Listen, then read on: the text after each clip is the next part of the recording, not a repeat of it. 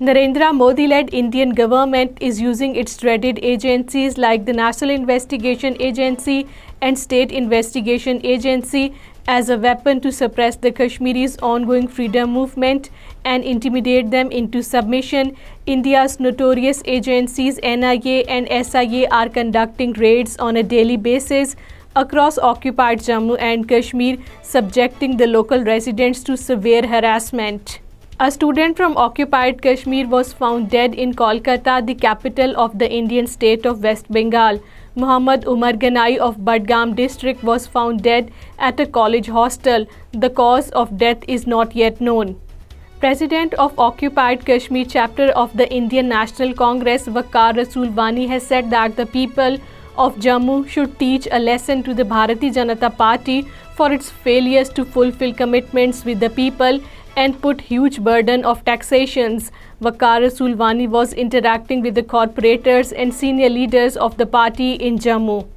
A court in Bandipora district has rejected the bail plea of a C assistant sub-inspector of the Indian police involved in several fake encounters.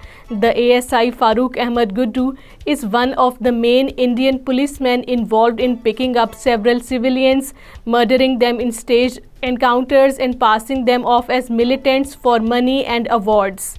People staged a strong protest demonstration in Rajouri district of the Jammu region against the killing of a youth by a vehicle of the Indian Border Security Force. A BSF vehicle deliberately hit a motorcycle in Kallar Chowk area of the district, critically injuring the rider, namely Saqib Malik. All parties Hurriyat Conference Azad Jammu and Kashmir chapter has strongly condemned the shifting of all parties Hurriyat Conference women leaders from Srinagar police station to central jail in fake cases and termed it a gross human rights violation. APHC AJK convener Mahmood Ahmed Sagar in a statement in Islamabad said the authorities of the Bharatiya Janata Party have lost all moral and ethical values. All parties Hurriyat Conference leader Advocate Davinder Singh Bahal has said that durable peace in South Asia is not possible without the settlement of the Kashmir dispute in accordance with the relevant UN resolutions and Kashmiris' aspirations.